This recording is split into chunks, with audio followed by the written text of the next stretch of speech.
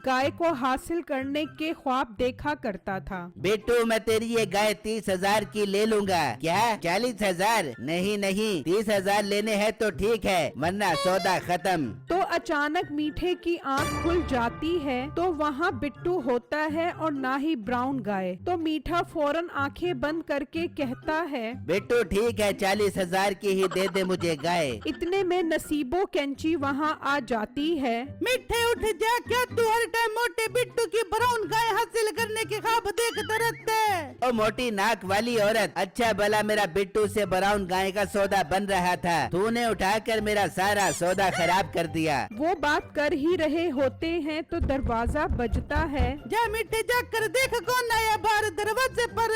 अच्छा अच्छा जाता हूँ। तो मीठा बाहर आता है तो बिट्टू अपनी ब्राउन गाय लेकर खड़ा होता है। मीठे भाई आपसे मुझे एक काम था। क्या काम है बता मेरे छोटे प्यारे भाई। मीठे भाई इस गांव में मेरा काम ठीक नहीं चल रहा, मैं सोच रहा हूँ दूसरे गांव जाकर होटल खोल लूँ, हो सकता है मेरे हालात ठीक हो जाएं। तो तू क्या मुझसे यहाँ पैसे मांगने आया है? नहीं मीठे भाई, बात ये है कि मैं दूसरे गांव में अपनी गाय कैसे लेकर जाऊंगा। मैं सोच रहा था अपनी गाय आपके पास रखवा दूं। आप मेरे बड़े भाई हो, आपके अलावा और मैं किसी पर एतबार नहीं कर सकता। मीठा ये सुनकर खुश हो जाता है। बिट्टू मेरे प्यारे भाई, तू टेंशन क्यों लेता है? मेरे होते हुए तू बेफिक्र हो जा, मैं इस गाय का बहुत ख्याल रखूंगा। मीठे भाई आपका बहुत बहुत शुक्रिया। अच्छा मैं चलता हूँ। बिट्टू वहाँ से चला जाता है और सामान उठाकर दूसरे गांव के लिए निकल पड़ता है। मीठे आखिर तेरा ख्वाब सच हो ही गया, तुझे मोटे बिट्टू की ब्राउन गाय मिल गई। हाँ बेगम, ऊपर वाले ने मेरी सुन ली और मेरा ब्राउन गाय हासिल करने वाला ख्वाब सच कर दिया।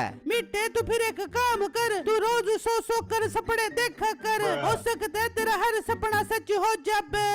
जबकि दूसरी तरफ बिट्टू दूसरे गांव में होटल खोल लेता है। भाई मैंने सुना है आप दूसरे गांव से यहाँ आए हो। जी भाई, मैं नगरपुर गांव से यहाँ रोजगार के लिए आया हूँ। भाई अल्लाह आपको कामयाब करे। अच्छा आप मुझे एक प्लेट दाल पैक कर दो, सब्ज मिर्च का तड़का मार कर। अच्छा भाई मैं अभी पैक करके देता हूँ। फिर वो ग्राहक दाल लेकर चला जाता है। इस तरह काफी दिन गुजर जाते हैं। बिट्टू होटल पर खड़ा होता है तो एक बूढ़ी औरत वहाँ आती है। अरे माँ जी, आप इस गांव में क्या कर रही हो? आप तो नगरपुर गांव में रहती थी। बेटा यहाँ मेरी बेटी रहती है, मुझे पता चला है तूने यहाँ होटल बनाया है तो मैं तेरे पास आ गई। बहुत जरूरी बात बतानी है मैंने तुझे। क्या जरूरी बात बतानी है आपने मुझे माँ जी? बेटा तेरे बड़े भाई मीठे ने तेरी ब्राउन गाय का दूध निकाल निकाल कर उसका बुरा हाल कर दिया है। मुझे लगता है अब तेरी गाय नहीं बचेगी। हाय मेरे अल्लाह, माँ जी क्या आप वाकई सच कह रही हो?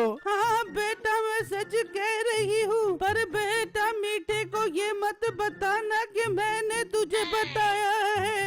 बिट्टू ये सुनकर परेशान हो जाता है और अपने गांव आ जाता है। जब वो मीठे के घर पहुंचता है तो देखकर हैरान रह जाता है। उसकी गाय सूखकर बहुत कमजोर हो गई थी। हाय कि मेरी प्यारी गाय का क्या हाल कर दिया। मीठे भाई बाहर आओ, मैंने आपसे बात करनी है। तो मीठा और नसीबो बाहर आते हैं। बेटू तू यहाँ कैसे आ गया? तू तो दूसरे गांव गया था। जी मैं दूसरे गांव ही गया था। जब मुझे पता लगा कि आपने मेरी गाय के साथ बहुत जुल्म किया है तो मुझे यकीन नहीं आया कि मेरा भाई भी ऐसे कर सकता है। मैं यही देखने आया था। मीठे भाई आप बहुत बुरे हो। बिट्टू मेरे प्यारे भाई, मैंने इस गाय के साथ कोई जुल्म नहीं किया। मुझे लगता है तेरी गाय डाइटिंग कर रही है, कुछ खा ही नहीं रही। हाँ हाँ बिट्टू मीठा ठीक बोल रहे, तेरी गाय डाइटिंग कर रही है। लगता है इसका अगले महीने शादी करने का प्रोग्राम बन रहा है। आप लोग झूठ बोल रहे हो, मुझे सब पता है। मेरे पास ऐसी जादुई शक्ति आ गई है जिससे मुझे पता चल गया है कि आपने मेरी गाय का दूध निकाल निकाल कर बुरा हाल कर दिया है। मैं जा रहा हूँ सरपंच के पास सब कुछ सच सच बताने के लिए।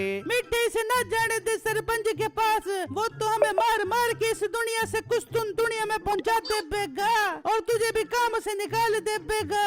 बेटू मेरे प्यारे भाई, तू सरपंच के पास मत जा, तू अपनी गाय का इलाज करवा ले, जो खर्चा आएगा वो मैं तुझे दे दूंगा। ठीक है, पर अगर मेरी गाय ठीक ना हुई तो मैं सरपंच को सब कुछ बता दूंगा। फिर कुछ दिन बाद बिट्टू की गाय दोबारा सेहतमंद हो जाती है। अल्लाह तेरा लाख लाख शुक्र है, मेरी गाय ठीक हो गई। जबकि दूसरी तरफ नसीबो और मीठा बैठे होते हैं तो सरपंच का मुंशी वहाँ आता है। मीठे मीठे जल्दी चल, सरपंच साहब के सोने के जूते चोरी हो गए हैं, उन्होंने तुझे बुलाया है। फिर मुंशी और मीठा वहाँ से निकलते हैं और सरपंच के पास आ जाते हैं। सरपंच साहब, मुझे सुनकर बहुत दुख हुआ कि आपके सोने के जूते चोरी हो गए हैं। मीठे दुख मत कर, तुम लोग एक काम करो, किसी भी तरह उन चोरों को पकड़ो जिसने मेरे जूते चोरी किए हैं।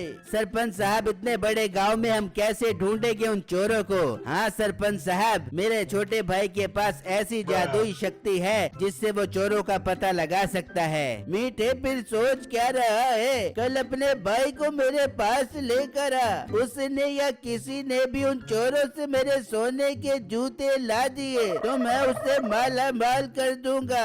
आखिर वो सोने के जूते मेरे अब्बा अजदाद की निशानी है। ठीक है सरपंच साहब, मैं कल अपने छोटे भाई को जरूर ले आऊंगा। अच्छा सरपंच साहब, मुझे आज छुट्टी चाहिए, मेरी नानी अम्मा अल्लाह को प्यारी हो गई है। मीठे तेरी कितनी नानी अम्मा है? आज बता दे मुझे, ये तो तीसरी नानी अम्मा मार रहा है। वो तो सरपंच साहब, मेरे नाना अब्बा ने 3 शादियाँ की थी, ये आखिरी नानी अम्मा भी मेरी अल्लाह को प्यारी हो गई है। मुंशी तू भी याद रखी, इसने आखिरी नानी भी मार दी है। अब इसकी छुट्टी वाला बहाना खत्म। चल ठीक है, जा और कल अपने भाई को लेकर आई। फिर मीठा वहाँ से निकलता है और नसीबो को सारी बातें बताता है। मीठे, ये तूने क्या किया? इस तरह तो वो भी मालामाल हो जाएगा। बेगम, मुझे पूरा यकीन है वो झूठ बोल रहा है, उसके पास कोई जादुई शक्ति नहीं है। वो फंस जाएगा और सरपंच उसे झूठ बोलने पर मार देगा और फिर उसकी ब्राउन गाय हमारी हो जाएगी। वाह मीठे, क्या कमाल का ज़हन पाया तूने। फिर अगला दिन होता है। मीठा बिट्टू को लेकर सरपंच के पास आ जाता है। हाँ लड़के, तुम ही हो जिसके पास जादू की शक्ति है। चलो अब पता लगा कर बताओ मुझे कि मेरे सोने के जूते किसने चोरी किए हैं। ये सुनकर बिट्टू घबरा जाता है। यार, अगर मैंने झूठ बोला तो सरपंच तो मुझे नहीं छोड़ेगा। बिट्टू क्या सोच रहा है? सरपंच को बता अपनी जादुई शक्ति से कि उनके सोने के जूते कहाँ हैं। सरपंच साहब, जिसने आपके जूते चोरी किए हैं उसकी बड़ी बड़ी मूछें हैं और वो सड़ से आधा गंजा है। अरे भाई, इस गांव के तो तकरीबन आधे लोग ही टकले हैं, ये कैसा हुलिया बता रहा है तू? सरपंच साहब, मैं ठीक बता रहा हूँ, ऐसे हुलिये के आदमी ने ही आपके सोने के जूते चोरी किए हैं। मीठे, जाओ और मस्जिद में ऐलान करवाओ, जो इस हुलिये के आदमी से मेरे सोने के जूते लेकर आएगा मैं उसे माला माल कर दूंगा। ठीक है सरपंच साहब, मैं अभी गांव में ऐलान करवाता हूँ। फिर मीठा वहाँ से निकलता है और ऐलान करता है। सुनो सुनो गांव वालों, सरपंच साहब के सोने के जूते चोरी हो गए हैं। जिसने चोरी किए हैं वो आधे सर से गंजा और उसकी बड़ी बड़ी मूछें हैं। जो भी उससे सोने के जूते लेकर आएगा सरपंच उसे माला माल कर देगा।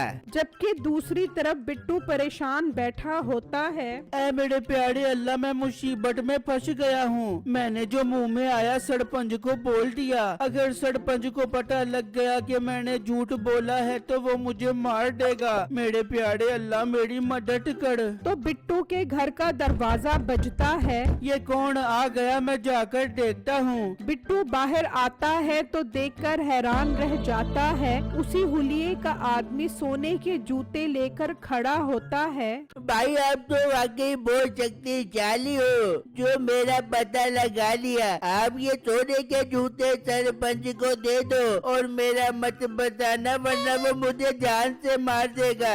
बिट्टू ये सुनकर खुश हो जाता है। ठीक है, मैं नहीं बताऊंगा, लेकिन आइंदा चोरी की तो मैं जरूर सरपंच को बता दूंगा। नहीं नहीं मेरे बाप की तौबा, जो मैं आइंदा चोरी करूं। फिर वो आदमी सोने के जूते देकर चला जाता है। अल्लाह तेरा लाख लाख शुक्र है, तूने मुझे इस मुश्किल से निकाल दिया। फिर बिट्टू वो जूते लेकर सरपंच के पास पहुंच जाता है। ये ले सरपंच साहब, मैं उस चोर से आपके सोने के जूते ले आया हूँ। सरपंच जूते देखकर बहुत खुश होता है और मीठा हैरान परेशान हो जाता है। ये मोटा तो वाकई शक्तिशाली निकला।